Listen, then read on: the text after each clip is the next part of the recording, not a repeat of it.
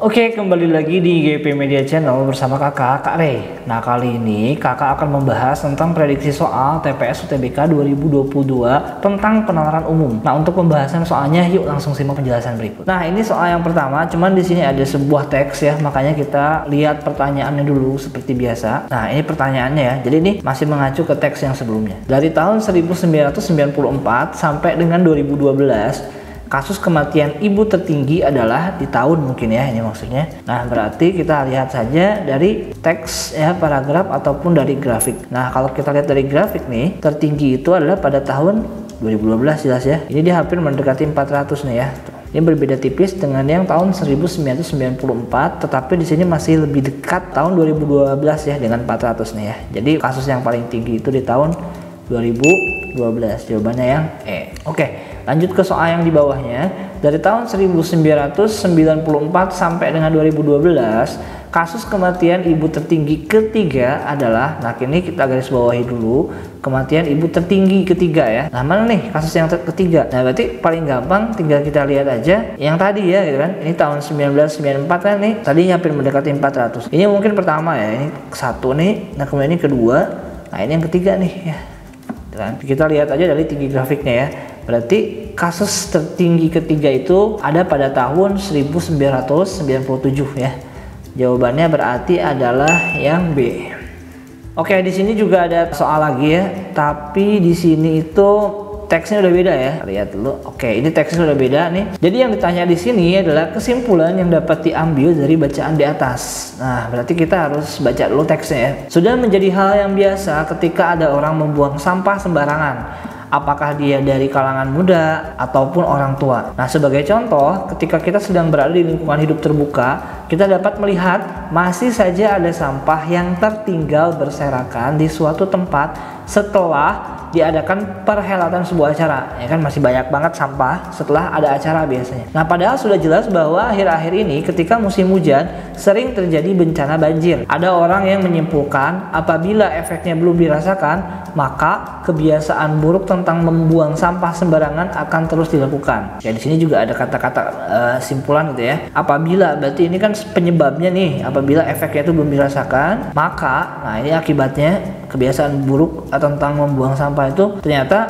masih terus dilakukan gitu ya. Sehingga rasanya tidak perlu mengadakan sosialisasi dampak bahaya membuang sampah sembarangan. Nah, sehingga ini juga akibatnya ya, rasanya tidak perlu mengadakan sosialisasi. Jadi sebetulnya kalau misalkan efeknya itu belum dirasakan, maka sosialisasi itu belum perlu diadakan gitu kan. Di sini dari suatu kesimpulan di teks ya. Kita baca lagi. Sebaliknya, apabila efek samping yang mengakibatkan banjir sudah dirasakan, maka barulah tumbuh kesadaran untuk tidak membuang sampah sembarangan. Apalagi untuk membuang sampah di sungai atau saluran air yang dapat menyumbat jalan air. Nah, sekarang kita akan cari kesimpulan yang tepat ya. Oke, kita baca dulu yang A. Jika efek buruk belum dirasakan, maka tidak perlu mengadakan sosialisasi dampak bahaya membuang sampah sembarangan. Nah, ini juga sebetulnya masih masuk ke dalam simpulan, karena di sini sudah dikatakan nih, apabila efeknya belum dirasakan, nah ini kita sebut saja sebagai premis P gitu kan, maka kebiasaan buruk tentang membuang sampah akan terus dilakukan. Ini Q, akibat yang Q, dan sini juga ada akibat yang kedua, sehingga rasanya tidak perlu mengadakan sosialisasi. Kalau misalkan ini belum ya, ketika belum berarti tidak perlu mengadakan sosialisasi. Nah, jadi ini kayak penarikan kesimpulan silogisme ya, dari jika maka. Jadi ini kita kunci dulu, cuman kita baca yang nextnya. Jika efek buruk sudah dirasakan, maka perlu mengadakan sosialisasi dampak bahaya membuang sampah sembarangan. Nah, ini berarti kebalikan ya, jika efek buruk sudah dirasakan, maka perlu mengadakan sosialisasi dampak bahaya membuang sampah sembarangan. Tapi karena di sini kesimpulan, mungkin kita yang lebih tepat yang sesuai dengan teks yang di atas ya. Tidak perlu mengadakan sosialisasi dampak bahaya membuang sampah, ya kan? Nah, kemudian kita next lagi. Yang C, jika efek buruk belum dirasakan, maka tetap perlu mengadakan sosialisasi dampak bahaya membuang sampah sembarangan. Nah, ini juga nggak masuk ke kesimpulan yang tadi. Ini kurang tepat juga. Kemudian yang D, efek buruk sudah dirasakan, maka nah di sini juga ada kata-kata jika ya. Berarti ini juga salah. Jadi penarikan kesimpulan itu biasanya kalau mulai dengan kata jika, maka nanti diakhiri juga dengan kata maka ya. Maka bla bla bla. Ada sebab, ada akibatnya. Jadi kalau kita lihat nih, yang paling tepat itu ya di sini adalah yang A ya, karena sesuai dengan isi teks ya. Jadi jawabannya adalah yang A. Oke, kita next ya. Kesimpulan berikut yang bernilai sama dengan kesimpulan pada soal sebelumnya. Nah, berarti kita pengen tahu yang nilainya sama. Tadi kan kita tahu bahwasannya kesimpulannya itu jika efek buruk itu belum dirasakan, maka tidak perlu mengadakan sosialisasi dampak bahaya membuang sampah sembarangan, ya kan? Nah, sekarang kita lihat berarti yang bernilai sama adalah, coba kita baca dulu yang A, jika efek buruk sudah dirasakan, maka perlu mengadakan sosialisasi dampak bahaya membuang sampah sembarangan. Kemudian opsi yang B apa? Jika perlu mengadakan sosialisasi dampak bahaya membuang sampah sembarangan, maka efek buruk itu sudah dirasakan, ya.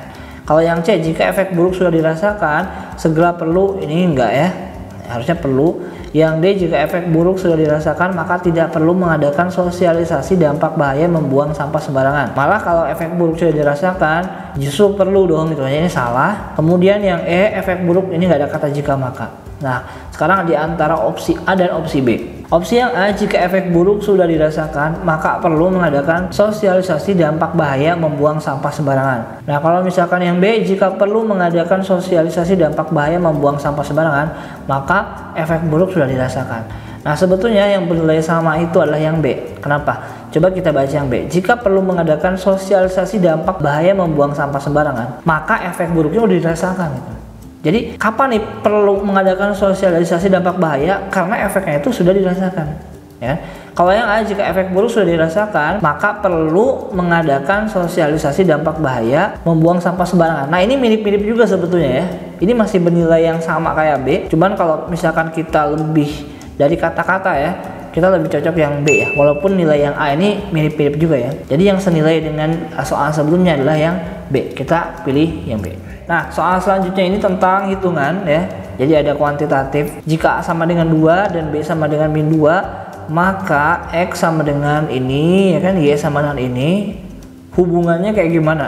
Nah, berarti kan tinggal kita masukin aja ini. Berarti yang X-nya itu adalah A-nya kan 2 dikurangi dengan min 2 kuadrat, ya. Jadinya nanti X sama dengan ini jadi plus ya, min dikalikan dengan min jadi plus 2 dikuadratkan, sehingga kita dapatkan 4 dikuadratkan adalah 16 gitu ya. Sekarang yang Y nih, yang Y itu dibalik, B dikurangin A, B nya minus 2 dikurangi A nya 2 dikuadratkan, sehingga kita dapatkan ini minus 4 dikuadratin. Nah, ketika minus dikuadratkan ya, atau pangkat 2, artinya nanti minusnya jadi hilang ya, sehingga jadinya 16. Oh, dari sini kita bisa simpulkan bahwasannya X-nya itu 16, Y-nya itu 16, berarti nanti X-nya itu akan sama dengan Y gitu ya. So, jawabannya yang E.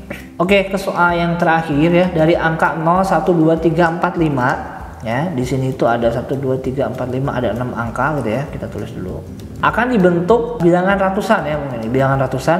Artinya kalau bilangan ratusan itu kayak 120 ya gitu ya. Jadi terdiri dari 3 angka ya gitu. Banyaknya bilangan yang dapat dibentuk jika setiap angka tidak boleh diulang. Nah, karena di sini ratusan dan di sini ada angka 0.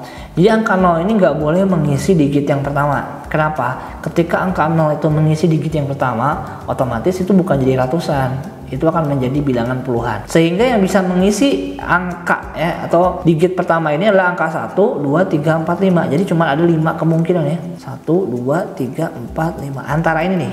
Oke. Nah, yang untuk mengisi digit kedua itu bisa semua dong, karena yang pertama kan udah diisi nih. Jadi untuk di digit kedua 0, 1 sampai 5 itu bisa. Tapi ingat ya, di sini sudah digunakan satu angka nih. Ya, misalkan di sini angka 2 sudah digunakan. Berarti di sini nggak boleh digunakan lagi, sehingga kita kurangin 1. Dari totalnya 6 angka yang bisa mengisi digit kedua, tinggal kita kurangin aja 1 ya. Jadinya tinggal 5. Nah, kemudian yang untuk mengisi digit terakhir, karena di sini sudah diisi oleh 2 angka ya. Di sini ada 1 angka, di sini 1 angka. Maka yang bisa mengisi digit terakhir ini kan semuanya bisa, tapi sudah digunakan 2 ya. Karena nggak boleh berulang, berarti kita kurangi 2 ya. Jadi tinggal 4 kemungkinan. Nah, dari sini tinggal kita kalikan saja. 5 dikalikan dengan 5 dikalikan 4, sehingga nanti 25 dikalikan dengan 4 dapatlah ada 100 susunan gitu kan. Nah, jadi ada 100 susunan bilangan ratusan yang dapat dibentuk. Jadi jawaban yang paling tepat adalah yang A. Oke, jadi itu tentang prediksi soal TPS UTBK 2022 tentang penalaran umum. Untuk soal-soal selanjutnya silakan kamu pantengin terus channel GIP Media. See you di next pertemuan, sampai jumpa.